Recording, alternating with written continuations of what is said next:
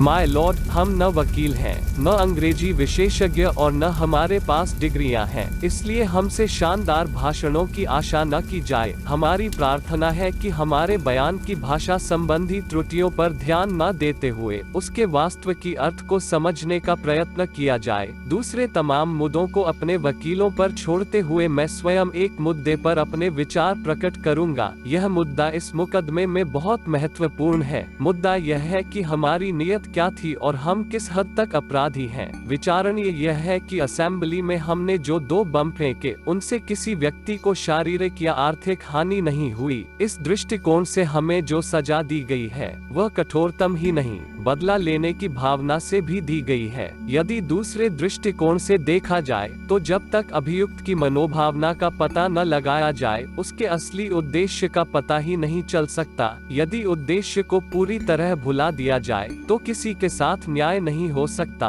क्योंकि उद्देश्य को नजरों में न रखने पर संसार के बड़े बड़े सेनापति भी साधारण हत्यारे नजर आएंगे। सरकारी कर वसूल करने वाले अधिकारी चोर जालसाज दिखाई देंगे और न्यायाधीशों पर भी कत्ल करने का अभियोग लगेगा। इस तरह सामाजिक व्यवस्था और सभ्यता खून खराबा, चोरी और जालसाजी बनकर रह जाएगी। यदि उद्देश्य की उपेक्षा की जाए तो किसी हुकूमत को क्या अधिकार है कि समाज के व्यक्तियों से न्याय करने को कहे। यदि उद्देश्य की उपेक्षा की जाए तो हर धर्म प्रचारक झूठ का प्रचारक दिखाई देगा और हर एक पैगंबर पर अभियोग लगेगा कि उसने करोड़ों भोले और अनजान लोगों को गुमराह किया। यदि उद्देश्य को भुला दिया जाए तो हजरत ईसा मसीह गड़बड़ी फैलाने वाले, शांति भंग करने वाले और विद्रोह का प्रचार करने वाले दिखाई देंगे और कानून के शब्दों में वह खतरनाक व्यक्तित्व माने जाएंगे। अगर ऐसा हो तो मानना पड़ेगा कि इंसानियत की कुर्बानियां, शहीदों के प्रयत्न सब बेकार रहे और आज भी हम उसी स्थान पर खड़े हैं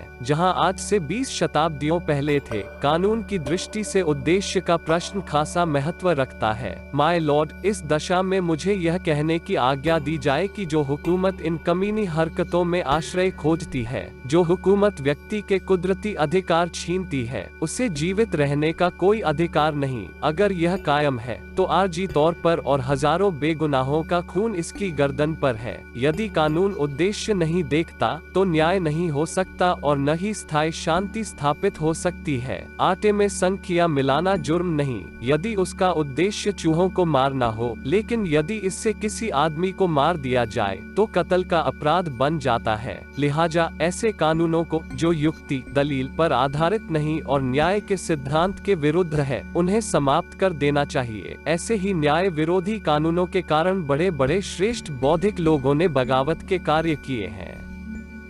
हमारे मुकदमे के तथ्य बिल्कुल सादा हैं। 8 अप्रैल 1929 को हमने सेंट्रल असेंबली में 2 बम फेंके। उनके धमाके से चंद लोगों को मामूली खरोंचें आई, चेंबर में हंगामा हुआ, सैकड़ों दर्शक और सदस्य बाहर निकल गए। कुछ देर बाद खामोशी छा गई। मैं और साथी बी के दत्त खामोशी के साथ दर्शक गैलरी में बैठे रहे और हमने स्वयं अपने को प्रस्तुत किया कि हमें गिरफ्तार कर लिया जाए। हमें गिरफ्तार कर लिया गया, अभियोग लगाए गए और हत्या करने के प्रयत्न के अपराध में हमें सजा दी गई। लेकिन बमों से 4-5 आदमियों को मामूली चोटें आई और एक बेंच को मामूली नुकसान पहुंचा। जिन्होंने यह अपराध किया उन्होंने बिना किसी किस्म के हस्तक्षेप के अपने आप को गिरफ्तारी के लिए पेश कर दिया। सेशन जज ने स्वीकार किया कि यदि हम भागना चाहते तो भागने में सफल हो सकते थे। हमने अपना अपराध स्वीकार किया और अपनी स्थिति स्पष्ट करने के लिए बयान दिया। हमें सजा का भय नहीं है, लेकिन हम यह नहीं चाहते कि हमें गलत समझा जाए। हमारे बयान से कुछ पैराग्राफ काट दिए गए हैं। यह वास्तविकता की दृष्टि से हानिकारक है। समग्र रूप में हमारे वक्तव्य के अध्ययन से साफ होता है कि हमारे दृष्टिकोण से हमारा देश एक नाजुक दौर से गुजर रहा है। इस दशा में काफी ऊंची आवाज में चेतावनी देने की जरूरत थी और हमने अपने विचारानुसार चेतावनी दी है। संभव है कि हम गलती पर हों, हमारा सोचने का ढंग जज महोदय के सोचने के ढंग से भिन्न हो, लेकिन इसका यह अर्थ नहीं कि हमें अपने विचार प्रकट करने की स्वीकृति न दी जाए और गलत बातें हमारे साथ जोड़ी जाएं। इनकलाब जिंदाबाद और साम्राज्यवाद मुर्दाबाद के संबंध में हमने जो व्याख्या व्याख्या अपने बयान में दी उससे उड़ा दिया गया है। हालांकि यह हमारे उद्देश्य का खास भाग है। इनकलाब जिंदाबाद से हमारा वह उद्देश्य नहीं था जो आमतौर पर गलत अर्थ में समझा जाता है। पिस्तौल और बम इनकलाब नहीं लाते, बल्कि इनकलाब की तलवार विचारों की शान पर तेज होती है, और यही चीज थी जिसे हम प्रकट करना चाहते थे। हमारे इनकलाब का अर्थ पूंजीवादी युद्धों की मुसीबतों का अंत करना है, मुख्य उद्देश्य, और उसे प्राप्त करने की प्रक्रिया समझे बिना किसी के संबंध में निर्णय देना उचित नहीं। गलत बातें हमारे साथ जोड़ना साफ अन्याय है। इसकी चेतावनी देना बहुत आवश्यक था। बेचैनी रोज रोज बढ़ रही है। यदि उचित इलाज न किया गया तो रोग खतरनाक रूप ले लेगा। कोई भी मानवीय शक्ति इसकी रोकथाम न कर सकेगी। अब हमने इस तूफान का रुख बदलने के लिए यह कार्रवाई की। हम इतिहास के गंभीर अध्येता हैं। हमारा विश्वास है कि यदि सत्ताधारी शक्तियां ठीक समय पर सही कार्रवाई करती तो फ्रांस और रूस की खूनी क्रांतियां न बरस पड़ती। दुनिया की कई बड़ी बड़ी हुकूमतें विचारों के तूफान को रोकते हुए खून खराबे के वातावरण में डूब गए। सत्ताधारी लोग परिस्थितियों के प्रवाह को बदल सकते हैं। हम पहले चेतावनी देना चाहते थे। यदि हम कुछ व्यक्तियों की हत्या करने के इच्छुक होते तो हम अपने मुख्य उद्देश्य में विफल हो जाते। माय लॉर्ड, इस नियत और उद्देश्य को दृष्टि में रखते हुए हमने कार्रवाई की, और इस कार्रवाई के परिणाम हमारे बयान का समर्थन करते हैं। एक और नुक्ता स्पष्ट करना आवश्यक है। यदि हमें बमों की ताकत के संबंध में कतई ज्ञान न होता